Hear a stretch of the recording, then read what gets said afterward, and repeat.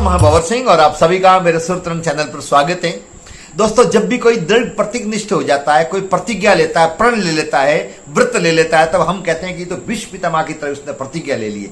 जी हाँ दोस्तों, महाभारत में आपने भीष्म पिता के बारे में बहुत सुना होगा। वही भीष्म पिता जिन्होंने अपने पिता शांतनु के आदेश की पालना करते हुए अखंड ब्रह्मचारी रहते हुए हस्तिनापुर के सेवक के रूप में कार्य करने का और सत्ता हासिल नहीं करने का जो प्रण लिया था, जीवन पर्यंत निभाया। बदले में उनके पिता शांतनु ने उनको इच्छा मृत्यु प्राप्त करने का वरदान दिया था। जी हाँ दोस्तों, उसके बारे में आप सभी जानते ही हो। लेकिन दोस्तों, ये तो महाभारत समय के काल की बात थी, जो लगभग आज से 5,500 वर्ष पूरे पहले की बात थी। लेकिन कलयुग में भी हमने ऐसे बहुत सारे उदाहरण देखे हैं, जिनमें से एक ऐसे व्यक्ति जिन्होंने भीष्म पितामह की तरह प्रतिज्ञा ली और हूबहू वैसे के वैसे सत्ता के हकदार होते हुए भी सत्ता से कोसों दूर रहे और सेवक बनकर के राज सिंहासन की निष्ठापूर्वक सेवा की। यही नहीं, उन्होंने प्रतिज्ञा ली और आने वाली पीढ़ी ने भी वही फर्ज निभाया। जी हाँ दोस्तों, मैं आपको बताने जा रहा हूं राजस्थान के भीष्म पितामह, मेवाड़ के भीष्म पितामह राणा चुंडा के बारे में। जी हाँ दोस्तों, ऐसे महान व्यक्तियों के बारे में जब पढ़ते हैं, सुनते हैं, जानते हैं, तो हमारा सीना गर्व से फूले नहीं समाता।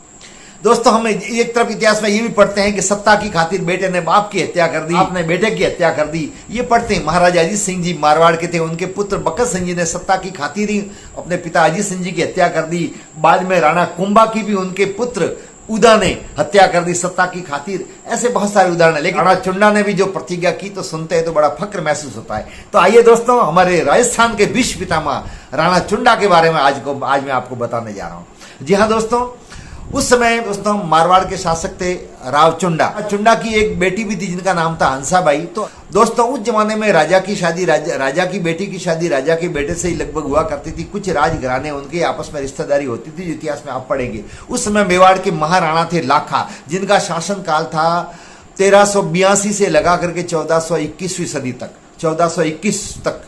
राणा लाखा, वही राणा लाखा जिन्होंने उनके शासनकाल में पिछोला झील का लखी वनजारा द्वारा निर्माण करवाया गया, जो आपने उदयपुर में कई बार देखी भी होगी। बहुत ही पराक्रमी वीर योद्धा थे।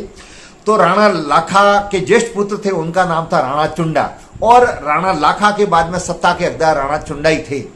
तो जब नारियल वहां पर भेजा उस जमाने में दोस्तों, और आज भी गांव में तो रिवाज है, जब सगाई का नारियल आता है तो उसको ठुकराया नहीं जाता है। सगाई का नारियल आने का मतलब होता है बेटी की तरफ से आपके घर पर पुत्र के सगाई के लिए वो प्रस्ताव आया है। जब नारियल मेवाड़ भेजा तो उस समय राणा चुंडा कहीं बाहर गए हुए थे और दरबार लगा हुआ था। राणा लाखा वहां बैठे थे।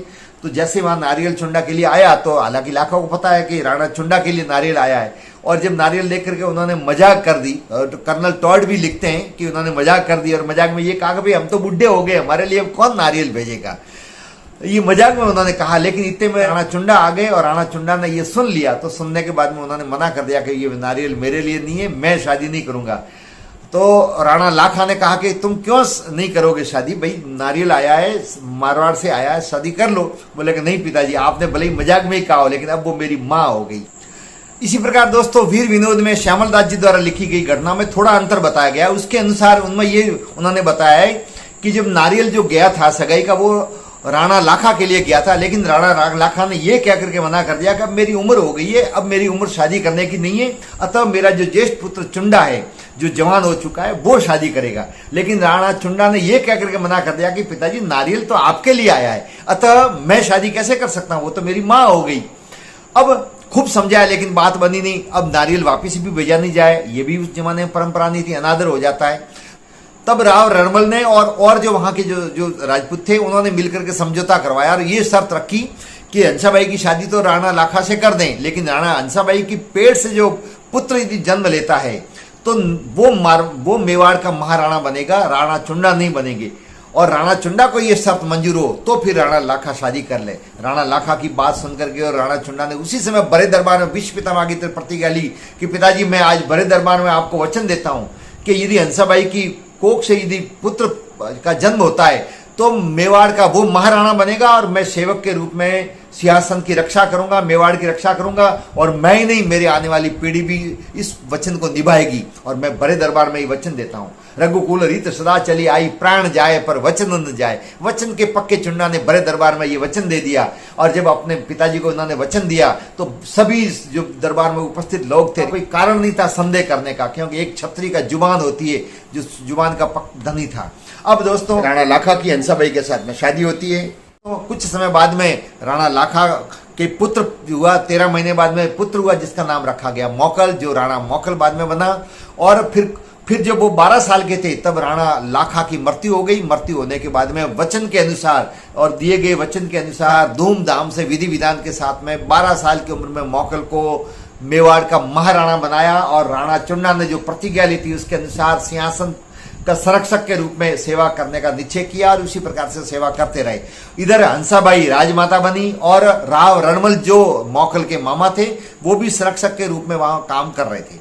अब दोस्तों, इस दौरान राव रणमल का प्रभाव बहुत था, और कामकाज में वो हर जगह देखते भी थे। इधर हंसाबाई के मन में शंका पैदा होगी कि कहीं चुंडा मेरे बेटे मौकल को मार न दे सत्ता प्राप्त करने के लिए, क्योंकि कोई न कोई लोग वहां षड्यंत्र चलते रहते थे तो सिखाते थे। हालांकि चुंडा के मन में ऐसा कुछ भी नहीं था। राणा चुंडा अपने वचन पर अडिग थे, और उसी निष्ठा और सच्चे स्वामी भक्ति के भाव से वहां कार्य कर रहे थे। तो जब ये ज्यादा होने लगी बातें, तो फिर ये पता लगा राणा चुंडा को, तो राणा चुंडा ने सहर्ष हंसाबाई को कहा कि मैं ये मेवाड़ छोड़ करके जा रहा हूं, और आपको यदि मुझ पर विश्वास नहीं है तो मैं चला जाऊं मेवाड़ छोड़ कर। कुछ समय के लिए वो मेवाड़ छोड़ करके चले गए। अब ये राव रणमल तो यही चाहते थे, तो राव रणमल को पूरा राज्य मिल गया, पूरा मेवाड़ का शासन कामकाज संरक्षक के रूप में वही देखने लग गए। उस समय दोस्तों मारवाड़ पर शासन कर रहे थे राव चुंडा, और राव चुंडा के ज्येष्ठ पुत्र थे रणमल। तो निमंसार तो रणमल ही हकदार थे मारवाड़ के राजा के, लेकिन राव चुंडा के एक मानिती जो विशेष रानी थी किशोरी देवी, जिनसे वो खूब प्रेम करते थे, उनके पुत्र थे कान्हा, उनको उन्होंने युवराज घोषित किया, और आगे जाकर के वो फिर मारवाड़ का राजा बना। तो राव रणमल ने उस समय मौके का फायदा उठाया, चूंकि मेवाड़ पर भी उनका पूरा आधिपत्य था लगभग संरक्षक के रूप में। उन्होंने यहाँ से फौज लेकर के मावा बोला, और कान्हा को वहां से हरा करके और भी आक्रमण करके और मंडोर को भी मेवाड़ के अंदर मिला लिया। यही वो दौर था जब मेवाड़ और मारवाड़ दोनों पर मेवाड़ का कब्जा था। इसके बाद में कभी इतना हुआ, विशाल सीमाएं रही, बाद में जाकर के वो समझौता करवाया, वो मैं अगले वीडियो में आपको जानकारी दूंगा। अब दोस्तों, राव रणमल का ज्यादा हस्तक्षेप बढ़ने लग गया, तो हंसाबाई को भी पता लग गया कि मेरे भाई का हस्तक्षेप ज्यादा है और मौकल परेशान हो रहा है। अब उनको याद आई वापिस राव चुंडा की, कि राव चुंडा यहाँ नहीं है, इसलिए इनकी इतनी हिम्मत बढ़ गई, हर काम में हस्तक्षेप करता है और मेरे पुत्र को सही ढंग से सत्ता संभालने का काम करने ही नहीं दे रहा है।